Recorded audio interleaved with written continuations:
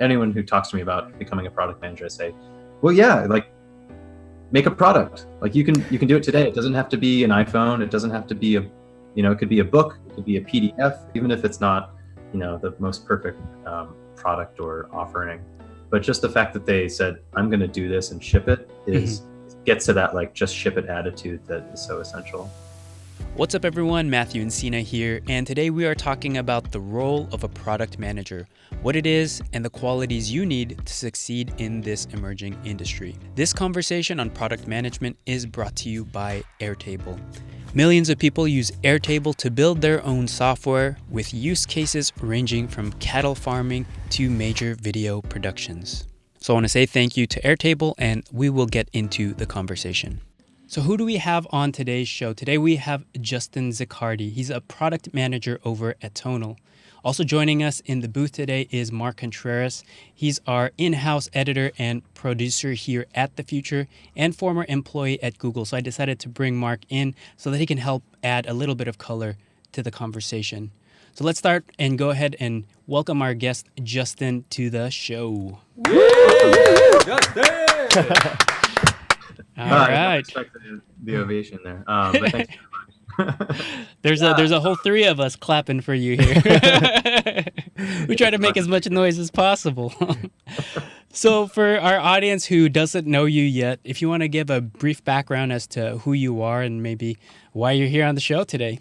Yeah, well, I like you mentioned, I'm currently leading product management for hardware and software at a cool startup in San Francisco called Tonal. We create and now sell what we think is the world's most intelligent fitness machine. It's a home gym and a personal trainer, and it all goes on your wall. So we're really excited about creating that. But I've been in the product management role most of my career, which is almost about 15 years now, and I've worked at small startups, medium-sized companies, and kind of big Fortune 100 companies like American Express and AT&T, all in that product management role. So I've really seen the product manager job across industries and company sizes. Wow, that's fantastic. We're very lucky to have you then, because you've been doing this for a long time, and I think the role of product manager, even as a title, is I guess relatively new. With a lot of the emerging tech companies and seeing all the new job listings out there, I feel like I have heard of it more and more recently.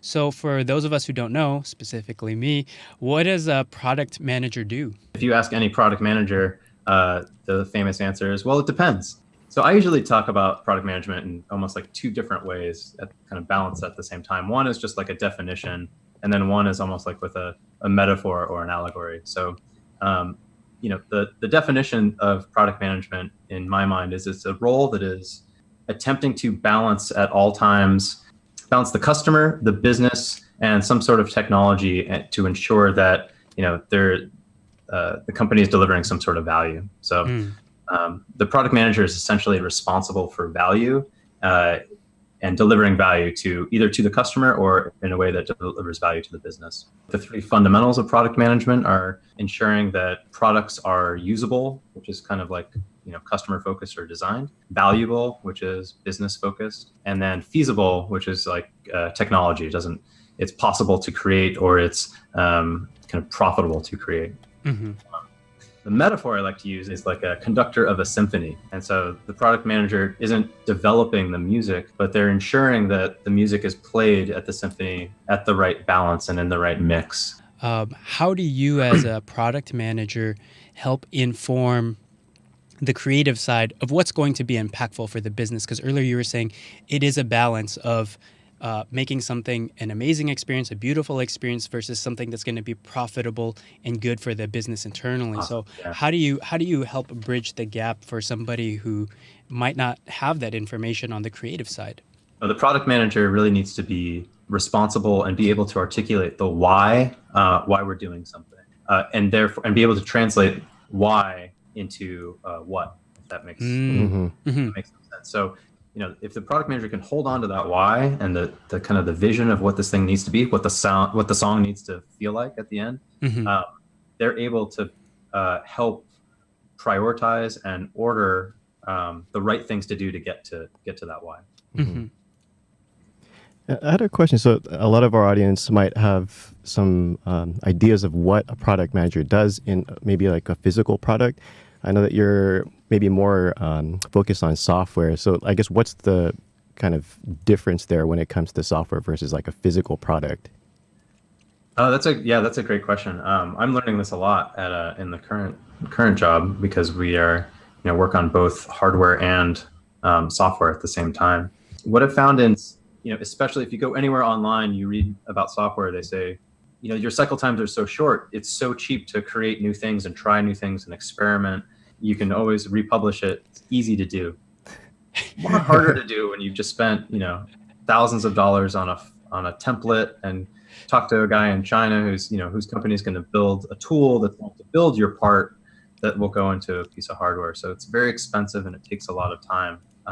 So you really need to be right when you get to that stage. The common product manager today is all about creating a hypothesis and creating a test or an experiment that will allow a team to build confidence in that what they're building is valuable for their customer.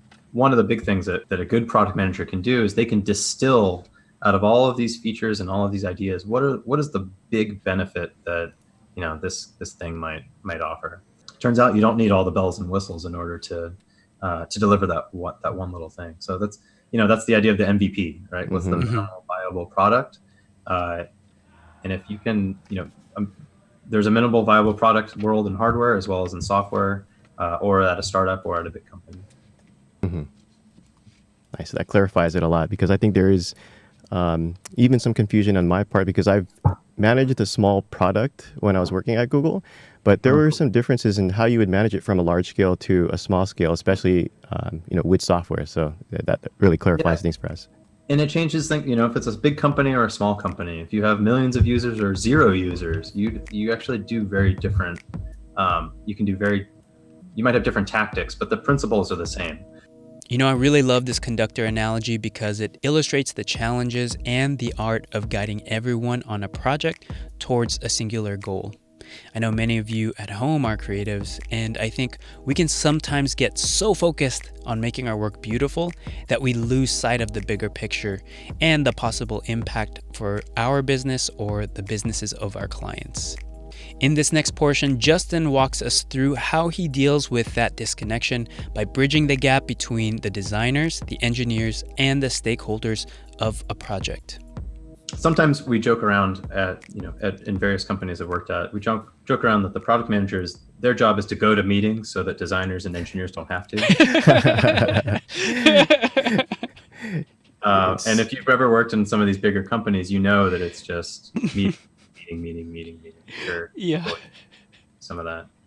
But I think that gets to your question. That says, the product manager is constantly like a conduit for information to and from the execution team and various stakeholders and customers. And that's, again, that nexus idea of that usable, valuable, feasible. So I used to work at American Express and led the mobile apps. So make a change in the mobile app to how you might activate your credit card. There's a whole credit card activation division that is going to want to know about the changes that we're making, or customer service may have input. I guess there's like almost 2 different layers of the people you work with. The first is that core execution team, your designer, your engineering team, and they're the folks that are coming up with solutions to certain problems. There's a second layer of, some people call them like the stakeholders, where they want to be almost informed or connected to, or have input to the process, but they're not going to know how many steps a flow might need to have or what color the button should be. Right. So for the stakeholders, you're just trying to stay high level with them. You're not trying to get into the weeds.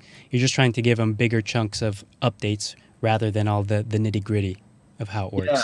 Yeah, say you launch a great product and you have a customer service team who handles a bunch of questions about the product. 20% of their phone calls that they take are asking about this one feature that doesn't seem to be working exactly the right way. That's a huge opportunity for product management to say, there's a problem with this feature, bring that to design and say, here's a problem. And then someone on the design team might say, oh my gosh, this is such an easy fix. All I have to do is, reorder these 2 pages or these 2 steps in the flow. And I think we could design around this confusing issue for our customers. Yeah, I really like what you said about needing the ability to distill information, because it's almost like you're speaking a different language to the different stakeholders. So upper management might need to hear it in more of a business sense, whereas when you're talking to the technologists or the designers, that's a whole different language. And you as a PM you're able to translate what those needs are from top to bottom. Yeah, that's a great point. You'll see in a lot of just like articles or description of product management, or even in job postings, how diplomacy and communication and translation is such an essential part of the job. Mm-hmm. And it's funny, I think, like no matter where you are in your career in product management, that is an essential piece. It's just the people that you're translating to or to and from might change. With the high rate of businesses being disrupted nowadays, I think it's important to know when you should be iterating and when you should be innovating. I asked Justin how he figures out when to iterate and when to innovate, when he has so many tasks and options to juggle. One of the frameworks or kind of tools in the product manager toolbox is this idea of jobs to be done. Mm-hmm. The idea is that people hire certain products, jobs for them in their life. One example is, do you actually, when you buy a drill, what are you really buying? You're buying a hole. You're not actually buying a drill. What a good product manager will do is always have the jobs to be done in their mind. Does the current product solve that job effectively, or is it time to just rethink the whole thing and can you solve the problem in a new way? The guy who invented jobs to be done is this Harvard business professor, Clayton Christensen. The Milkshake Manifesto, his innovation consulting group, was hired by one of the fast food chains to come up with a better milkshake. So that was the idea. They wanted to iterate on a milkshake. So these guys did a bunch of customer research. They started showing up the fast food chain. They found that a bunch of people were buying milkshakes as something to do on their commute, as a way to kind of keep them almost entertained as they drove to work in the morning. Mm-hmm. There's a whole fun story and it's really worth seeing. But at the end of the day, they said, the job, we can innovate based on that job. And the breakfast smoothie was kind of invented from that. That the Milkshake Manifesto really convinced me that if you really focus on like what is the whole that you're providing, not the drill but the whole, right? You're able to, innovation spurs from that type of focus. There's another concept that kind of an old boss taught that is called the adjacent possible. It's the Uber for blank. Okay. Yeah, taglines. I get the concept. If you're looking to kind of start with innovative ideas, especially in the product sense, some of it does come from what's happening in adjacent or related industries. Right. So that's a good tip, where anyone who's looking to make innovation in their own company, organization, or business, they might look at those adjacent opportunities or other businesses and just dig in and see, well, if we want to do this, I'm sure somebody else has done this very well. So far, we've covered that good product managers are able to communicate and translate goals to many different groups, as well as help those groups see problems in a different way in order to spur innovation. Next, Justin shares additional qualities that help make a product manager successful and tells us how to get into product management. I always call these like the PM superpowers of sorts. Mm-hmm. Like one person might have 2 or 3 that they're really good at, or maybe 1 or 2. But if you build a good product management team, you'll have all of these superpowers like on the actual team. But there's a sense of curiosity and understanding why that is, I think, essential for a great product manager. People will ask you for A, B, and C, and maybe the answer is green. Right. And you have to understand what their motivations are, and it's again, it's part of that jobs to be done thing or whatever. I think there's another one that's just a multidisciplinarian. Like you have to kind of know how things are made. You have to know how things are designed and built, and the how it's made is important when your job is to assess, is the benefit worth the cost? Right. And make those kind of micro decisions. One is around like vision and intuition, maybe innovation. They can see around a corner. They can see like 5 years ahead. That person might be able to really help the rest of the company point, like you say, towards something new.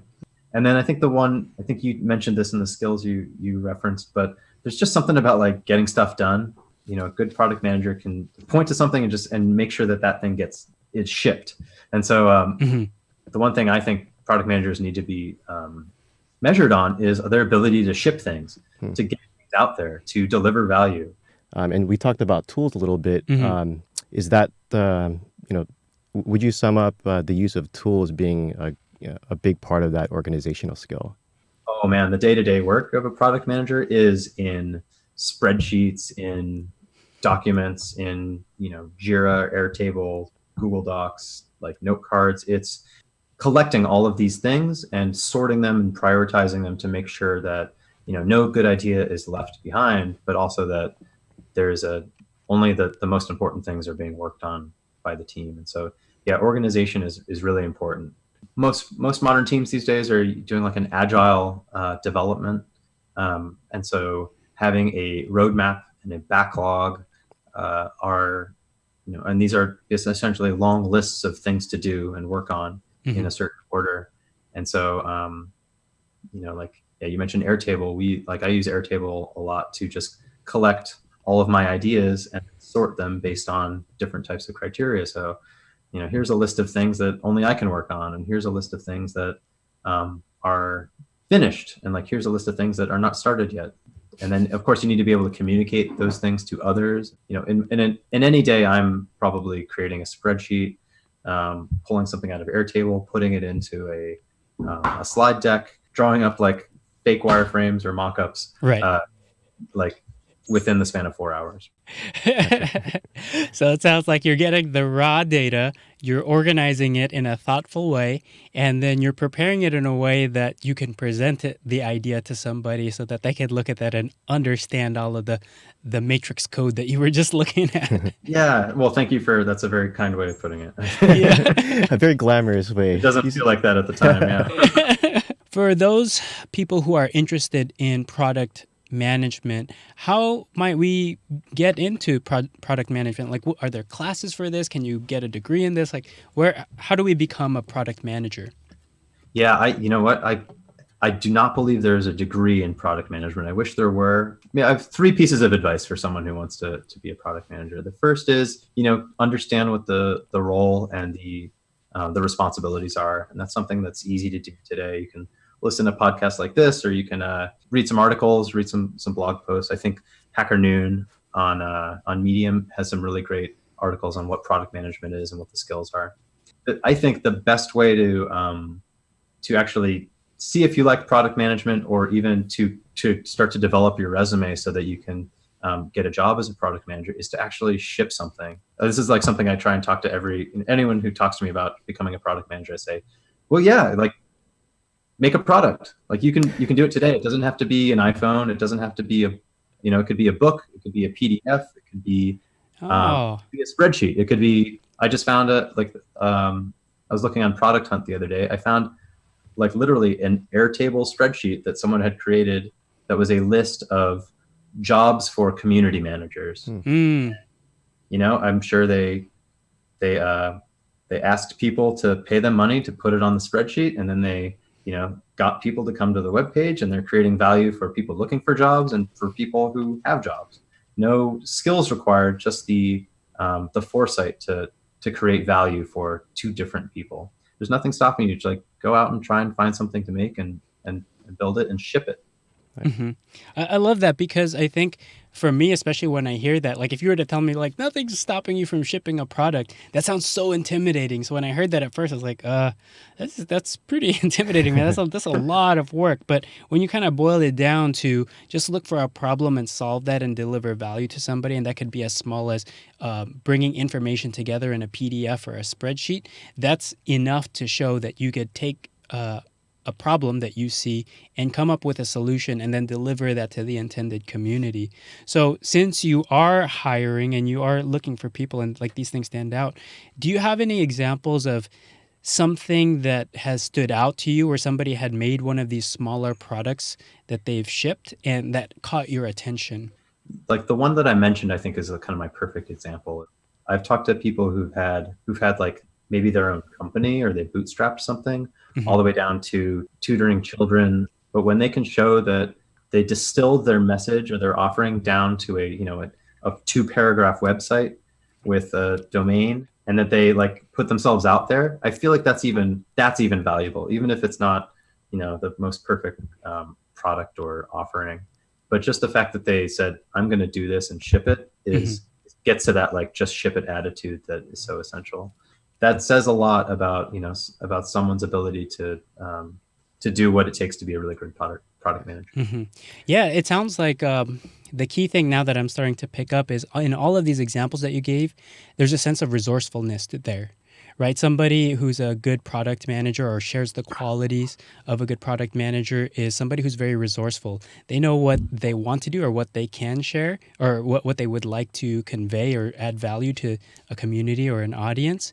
And they just find whatever means necessary in order to deliver that value, whether that is a website, a PDF, or a spreadsheet. So we've gone over the role, the qualities, the tools, and the challenges surrounding a product manager.